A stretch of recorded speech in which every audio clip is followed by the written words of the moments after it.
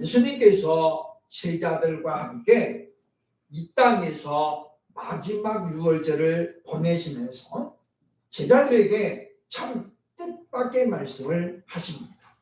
그 내용이 뭐냐면 너희가 다 나를 버릴 것이다. 너희가 다 나를 버릴 거라는 거예요.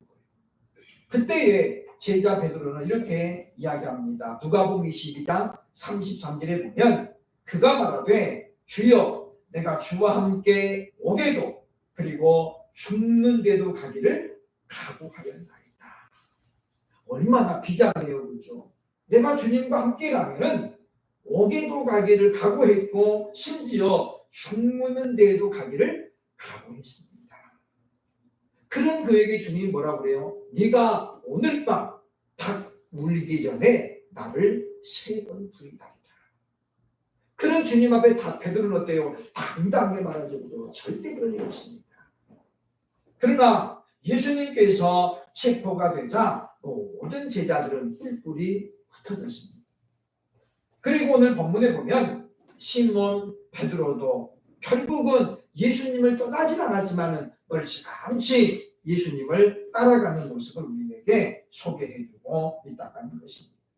그리고 예수님이 재판을 받고 있는 그 현장에서 또 그 아래에서는 베드로에 대한 심판이 이어지고 있었다는 거죠. 한 여인이 이야기합니다. 너도 갈릴리 사람인데 예수님의 제자가 아니냐. 베드로는 강하게 부인하죠. 이 여자야 나는 그가 아니라. 이 사람아 나는 네가 하는 말을 알지 못한 거다. 그러면서 그는 자신이 그리스도의 제자도 아니고 그리스도와 함께하는 사람도 아니라고 예수님을 부인하게 되었습니다. 그러나 결정적인 순간에 그는 자신의 죄를 깨닫고 회개하게 되었다라고 하는 것이 오늘 본문에 우리가 읽은 그와 같은 본문의 내용입니다. 그리고 우리가 아는 대로 그는 초대교회의 핵심 멤버로 또 교회의 지도자로 엄청난 열매를 맺었음을 성경이 우리에게 기록을 해주고 있는 것을 보게 된다고 하는 것입니다.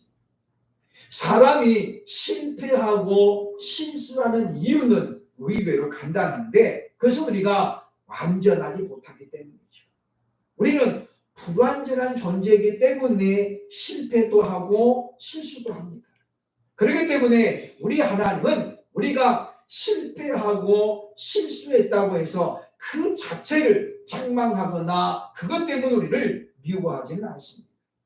다만 우리 하나님은 우리가 실패와 실수를 해놓고 그것을 정당화하려고 수단과 방법을 안 가리고 애쓸 때에 하나님은 그것을 악하게 보시는 거다라고 하는 거죠. 그러니까 하나님 우리에게 요구하는 것입니까? 우리의 연약함을 하나님이 책망하는 것이 아니라 우리는 그 연약함 때문에 내가 죄를 지었으면 하나님 앞에 납작 엎드리는 것. 그것을 바로 하나님 우리에게 요구하고 있다고 하는 것입니다.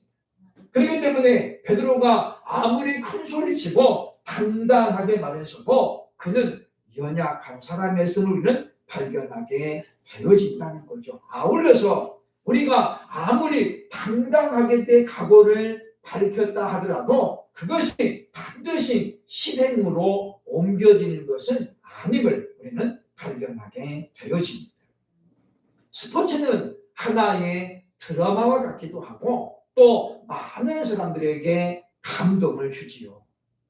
아시안 게임이 지금 이제 막바지에 이르렀습니다만은 어느 한 양궁 선수가 그렇게 인터뷰했습니다. 나는 최선을 다했지만 최상의 결과를 가져오지 못했습니다. 그러면서 눈물을 보이더라고요. 최선을 다했는데 그것이 최상의 성적으로 연결되지는 않았다는 거죠. 이것이 사실은 인생이고 살아가는 세상입니다. 그렇기 때문에 우리는 우리 힘만으로는 안 된다는 것을 우리가 절감해야 되고 그리고 인정해야 돼요.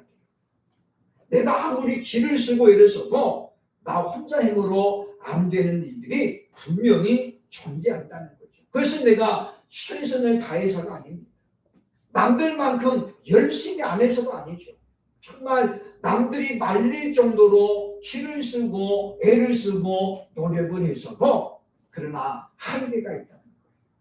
우리는 그래서 하나님 앞에, 전능하신 하나님 앞에 우리가 최선을 다해 놓고 결과를 주님 앞에 맡기는 그런 자세가 필요하다는 것을 우리는 발견을 해야 할 것입니다.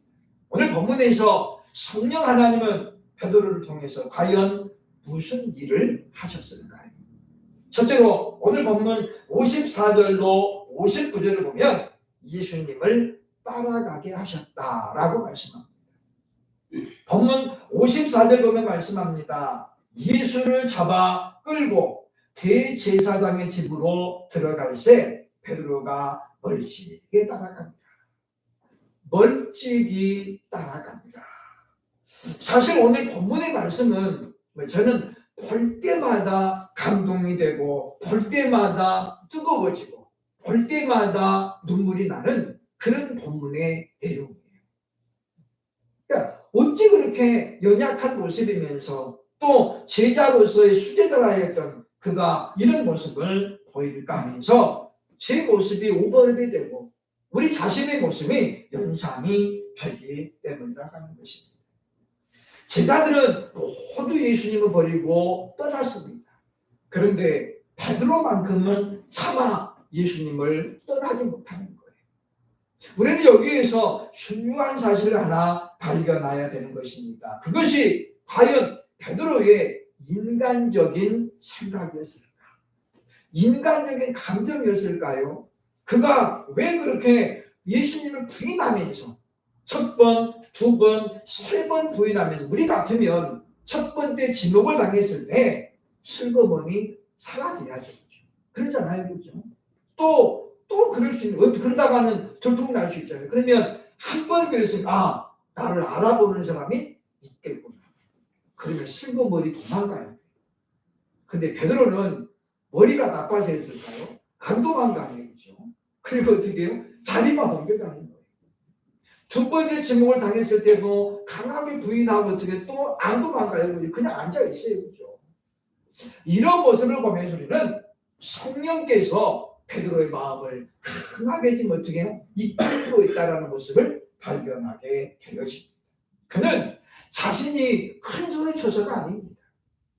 큰 소리 쳤다는 걸 기억했다면 예수님을 부인하지 않았어야 되죠. 그렇죠? 그런데 예수님을 부인하지 않아요.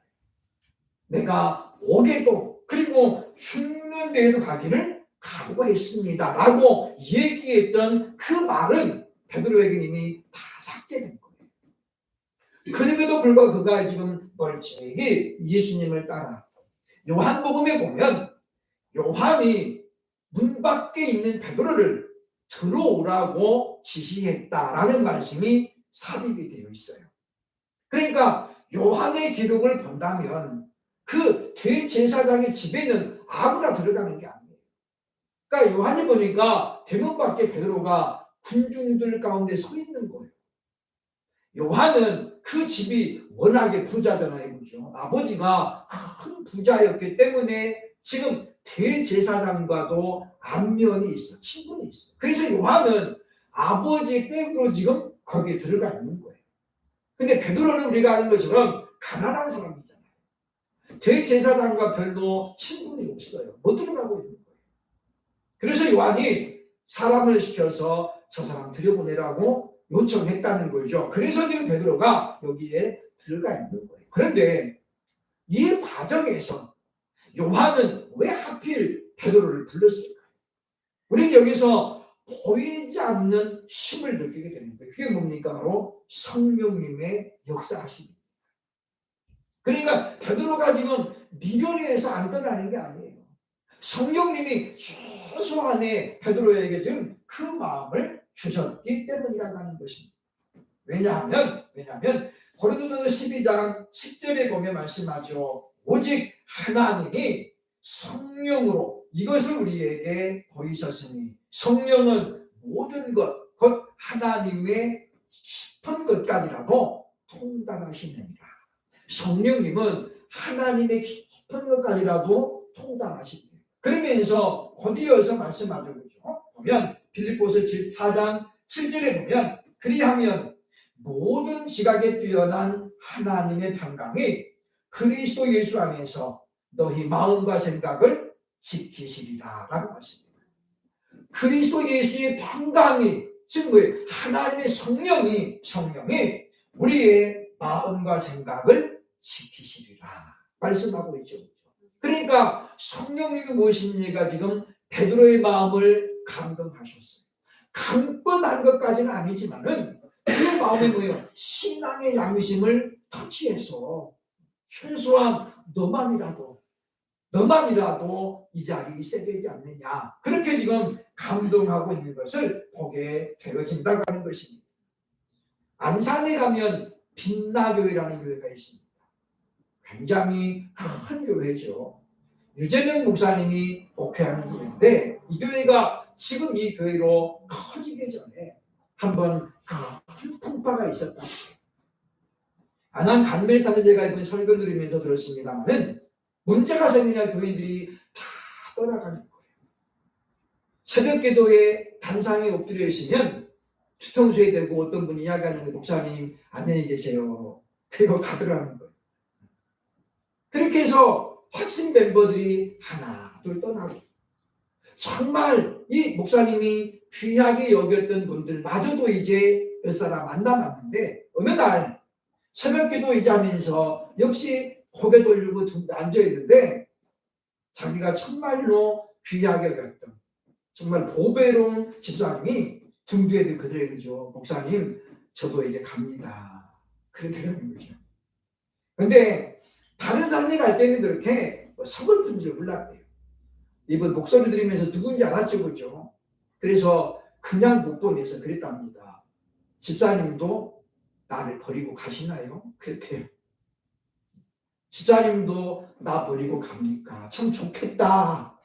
그렇게 쉽게 버리고 갈 수 있어서 좋겠다. 무슨 이야기예요? 나도 도망가고 싶은데 못 가는 거예요. 그 목사라는 게 뭔지 나도 지금 집사님처럼 훌훌 털고 가버리고 싶은데 왜요? 성령님이 붙잡고 계시는 거예요. 근데 그분은 떠났을까요? 못 떠났을까요? 못 떠났죠. 그러니까 그분이 간증하는 거예요. 성령께서 시몬 베드로의 신앙 양심을 만져주시는 거죠. 너도 갈래? 예수님께서 그리 묻잖아요. 그죠? 너희도 가려느냐. 예수님께서 요한복음 6장에 보면 나는 생명의 떡이다. 그러면서 자신에서 말씀하니까 사람들이 다 떠나가는 거예요. 무리들이 왜 온 겁니까? 그 무리들이 예수님 따라온 건 다른 거 아니에요. 그죠? 너희가 나를 따른 것은 표적을 봄이 아니요 떡을 먹고 배불렀기 때문에. 다만 육신의 문제, 세상의 문제를 해결하고자 너희가 나를 따라온 것이지 너희는 아예 영생에는 관심도 없었다는 거죠. 그럼 그들을 향해 예수님이 묻습니다. 너희도 가려느냐? 그때 베드로가 말하죠. 주여 영생의 말씀이 여기 있으니 우리가 유대로 가버릴까? 어쩌면 베드로는 그때에 이 말씀이 생각날 수 있었을지 모르겠어요. 너희도 갈래? 그때 베드로가 나는 안 갑니다. 성령님은 우리의 신앙 양심을 지금도 이와 같이 만져주시고 우리에게 깨우쳐 주신다는 거죠. 그러므로 사랑 여러분이요, 늘 우리가 성령님의 만져주심과 성령의 인도하심을 경험함으로 말미암아 참으로 늘 이런 은혜 가운데 거할 수 있기를 주의 이름으로 축원합니다. 성령님이 인도하시는 사람 바로 복 있는 사람이기 때문이죠. 둘째로 성령님은 베드로를 향해서 무슨 일을 하셨습니까? 60절도 61절 보면 말씀을 생각나게 하셨다라고 기록하고 있습니다. 베드로가 예수님을 세 번째 지금 부인했을 때에 오늘 성경에 보면 그 내용을 상세하게 기록을 하고 있습니다. 본문에 보면 말씀하죠. 그죠? 60절 보면 베드로가 이르되 이 사람아 나는 네가 하는 말을 알지 못하노라고 아직 말하고 있을 때에 달기 곧 이게 무슨 이야기예요? 베드로가 지금 세 번째 부인하고 있을 때 말이 지금 안 끝났는데 달기 울었다는 거예요. 마가는 여기에 좀 더 정확하게 부연해서 달기 두 번째 울기 전에 베드로가 세 번째 예수님을 부인했다라고 그렇게 설명을 해주고 있습니다. 그러니까 이때 뭡니까? 달기 울었고 동시에 베드로는 예수님을 쳐다보았다는 거죠. 그런데 놀라운 건 뭡니까? 바로 성령께서 이때 뭐예요? 적극적으로 개입을 하시는 거예요. 예수님을 바라보는 순간에 그는 예수님이 자신을 바라보고 있는 것을 발견하는 거예요. 그리고 그때 어떻습니까? 주님이 하신 말씀이 떠올랐다는 거죠. 61절에 보면 주께서 돌이켜 베드로를 보시니 베드로가 주의 말씀 곧 오늘 닭 울기 전에 네가 세 번 나를 부인한다 하시니 생각나서 라고 말씀하죠. 이 말씀은 우리에게 두 가지를 생각하게 낫게 됩니다. 하나는 베드로가 예수님을 보는 순간에 언제부터인지 모르지만 예수님은 베드로를 쳐다보고 있었다는 거예요. 그러니까 어쩌면 베드로가 예수님을 모른다고 할 때에 그 소리가 마치 예수님에게 들렸던 것처럼 들릴 수가 없죠. 그렇죠? 왜냐? 베드로가 있는 거는 뜰이고 지금 예수님이 있는 건 뭡니까? 대제사장 앞이잖아요. 그렇죠? 거리가 멀어요. 그렇죠? 안 들리죠. 근데 예수님은 계속해서 베드로를 쳐다보고 계셨다라는 것입니다. 원문에 보면 이 부분은 제가 이제 원문으로 한번 소개를 하려고 합니다. 61절 말씀이죠. 그죠? 카이 스트라페이스 호 퀴리오스 에네 블렙센 토 베트로 말이죠. 그죠? 번역하면 이에 주께서 베드로에게 고개를 돌려 보셨는데 그 말이죠. 주께서 베드로에게 고개를 돌려 돌아보셨다. 보셨다는 얘기죠. 베드로에게가 지금 역격이에요. 역격. 우리말 성경에는 베드로를 목적적으로 번역됐는데 원문에는 역격이에요. 역격. 그러니까 베드로에게 고개를 돌이키고 보셨습니다. 예, 동사 분사형인데 과거 완료이면서 현재형이에요. 그러니까 우리가 문법적으로는 이 단어를 정확하게 해석이 불가능해요. 과거 완료형인데 현재형이잖아요. 이게 무슨 이야기예요 지금? 돌아보셨는데 지금은 또 어떻게 하는 걸 또 보고 있다는 거예요. 그게 무슨 이야기예요? 동사 분사형이니까 뭐냐면 예수님이 베드로를 계속 봤다는 게 아니에요. 예수님은 어떻습니까? 쳐다보다가 다시 돌이키고 또 바라보고 또 돌이키고 동사 분사형입니다. 어떤 사건이나 행동이 계속해서 뭐예요? 반복적으로 나타내는 우리가 분사형이라고 분사형. 요 단어를 썼어요. 그러면서 뭐예요? 과거 완료형이면서 현재를 말해요. 그러니까 뭐예요? 보셨고 또 지금도 보셨다라는 거잖아요. 그때에 베드로가 눈동자가 마주쳤다는 거예요. 그때 성령님이 어때요? 역사하시는 거예요. 말씀이 생각나게 하셨더라. 그 말입니다. 계속적으로 반복적으로 주님은 베드로를 바라보시면서 그가 사랑하시는 자가 자기 자신을 모른다라고 부인하는 모습을 보면서 과연 무슨 생각이 들었을까요? 성령님이 그때에 바로 네가 오늘 밤 닭 울리기 전에 나를 모른다고 부인했다. 말씀이 생각났다는 것입니다. 이것이 바로 성령님께서 사랑하는 제자 베드로에게 하신 일입니다. 그러니까 우리가 하나님께서 우리에게 하나님의 사랑을 나타내 주셨는데 뭐냐면 우리 죄를 깨닫게 하시는 것도 하나님이신 은혜인 줄로 믿습니다. 왜냐하면 그거를 알지 못하면 결코 회개할 수 없기 때문이라는 거죠. 지난주에 말씀드린 것처럼 요한복음 14장 26절에 보혜사 곧 아버지께서 내 이름으로 보내실 성령 그가 너희에게 모든 것을 가르치시고 내가 너희에게 말한 모든 것을 생각나게 하시리라. 내가 너희에게 말한 모든 것을 생각나게 하시는 분이 누구냐? 바로 성령님이라는 거예요. 우리 교회가 지금 계속해서 성경을 읽기 운동을 펼치는 이유가 무엇입니까? 말씀 우리가 부지런히 읽어가지고 다 외우자는 거 아니에요. 말씀 우리가 부지런히 듣고 읽으면 그 말씀이 언젠가는 내가 위기의 순간에 누군가의 도움이 필요할 그 순간에 성령님이 들었던 말씀, 읽었던 말씀을 생각나게 하시게 됩니다. 근데 우리가 듣지도 않고 읽지도 않아요. 그러면 뭘로 생각나게 할 거예요? 그죠? 그때는 하나님이 강권적으로 역사하는 거예요. 그러니까 그때는 뭡니까? 하나님이 우리를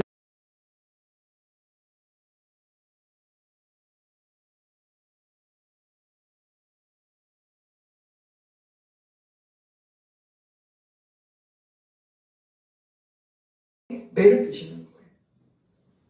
그러니까 간증을 들어보면은 산전수전 다 겪은 그런 분들 만나게 되죠. 그죠?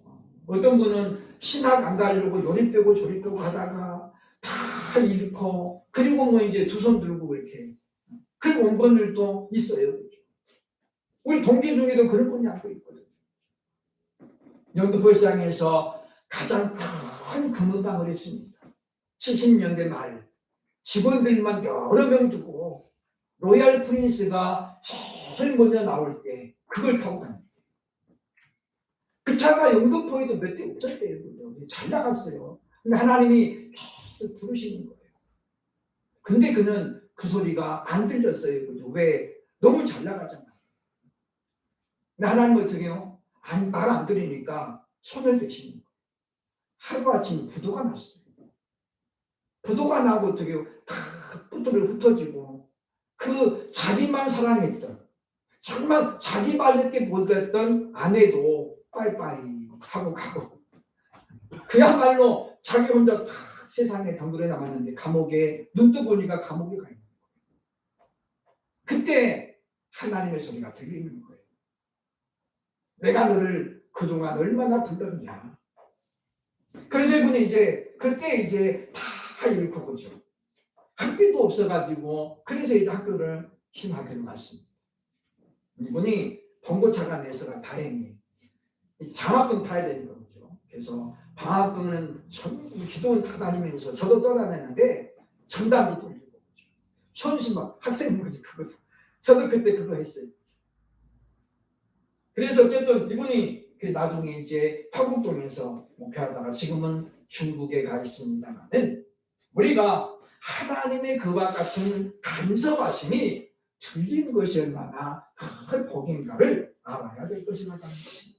그러므로 사랑하는 여러분이요, 늘 우리가 말씀을 듣고 읽는데 우리가 게을리지 않아서 결정적인 순간에 성령이 도우심으로 말씀이 생각나서 늘 승리하는 저와 여러분 될 수 있기를 주의 이름으로 축원합니다.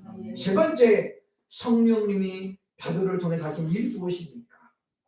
62절 보면 바로 회개하게 하셨다라고 말씀하죠. 회심이라는 말은 회개와 믿음이 합쳐진 거예요. 근데 베드로는 믿음은 있었어요. 그렇죠? 믿음은 있었어요.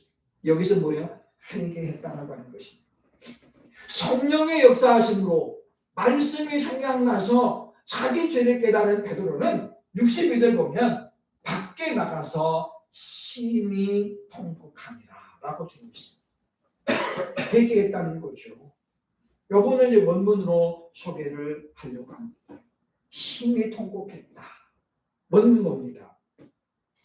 카이 엑셀돈 엑소 에크라우센 피크로스 보면 그러자 그는 밖으로 뛰쳐나가서 심히 통곡하였다. 이게 통곡이에요. 그렇죠? 에클라우센 통곡하니라. 근데 맨 끝에 나오는 피크로스라는 단어가 우리말 성경에는 뭐예요? 심이라는 단어로 번역이 되었는데 사전에 보면 부산대구죠. 피통이 그런 뜻이 있어요. 그러니까 베드로가 그냥 심히 통곡, 큰 소리를 울었다는 것만이 아니라 뭐예요? 하나님, 저는 정말 쓸모없는 놈입니다. 비통했다는 거죠. 왜요? 그때 뭐가 생각났겠어요? 생각이 쫙 나는 거죠. 너희도 가려느냐? 주님, 영생의 말씀이 주께 있으니 우리가 유괴로 가오리까? 그랬던 것부터 시작해서 주님, 내가 오게도 가기를 각오했고 죽는데도 함께 가기를 각오했습니다라는 그의 말이 다 떠오르고 얼마나 비통했겠어요. 그죠? 그래 그가 뭐요? 그러자 그는 밖으로 뛰쳐나갔어요. 나가다가 뭐 지금 동사 직설법 능동태거든요. 그죠? 그냥 그 성령님의 역사니까 뭐요? 뛰쳐나갔어요. 그리고 하나님 앞에 비통이 물었다고 하는 거죠. 그죠? 밖에 서는데 뭡니까? 절제할 수 없는 눈물과 소리가 흘러나오는 거예요. 그러니까 남자가 사나이의 눈물이잖아요. 그죠? 이때 베드로가 10대도 아니고 20대도 아니고 30대 중후반. 그런 남자가 지금 어떻게 해요? 밖에 나가서 그냥 우는 거죠. 이거는 자기가 울고 싶어서는 게 아니에요. 감정적인 것도 아니에요. 성령께서 그렇게 어루만지시면 이와 같이 절제할 수 없는 통회가 일어난다고 하는 것입니다. 그는 자신의 약함을 뼈저리게 느꼈죠. 그래서 그는 베드로는 이후에는 절대 그가 하나님 앞에 장담하지 않습니다. 그죠? 사도행전 보세요. 그죠? 베드로는 그 다음에는 절대 하나님 앞 주님 앞에 큰 소리 안 칩니다. 누구 앞에만 담대합니까? 사람들 앞에서는 담대해 주죠. 내가 너희들 앞에서 사람 말 듣는 것과 하나님 말씀 어떤 것이 옳은가 너희가 판단해 보라. 우리는 보고 들은 것을 전하지 않을 수 없다.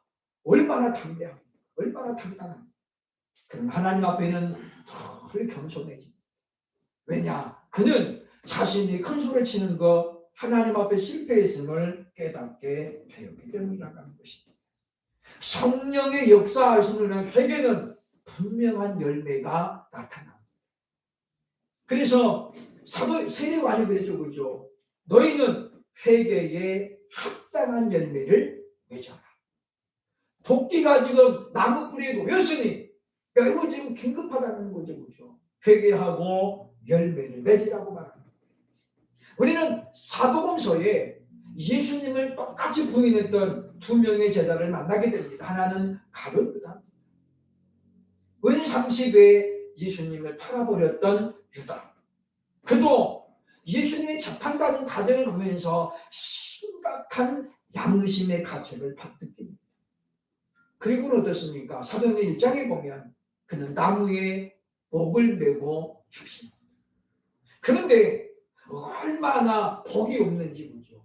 나뭇가지가 부러져가지고 내려가지고 어떻게 천자가 다 터져가지고 비참하게 죽었다고 누가는 우리에게 그것을 알려주고 있습니다.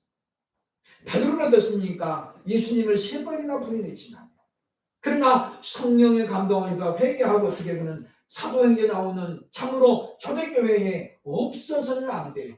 뛰어난 지도자로 하나님이 사용하셨음을 우리에게 보여준다는 것입니다. 실패는 더 이상 두려움이 아닙니다. 우리는 연약하기 때문에 실수할 수 있습니다. 작은 유익 앞에서도 주님을 외면할 수도 있습니다. 그러나 그것 때문에 우리가 좌절할 필요 없습니다. 주님은 아시죠.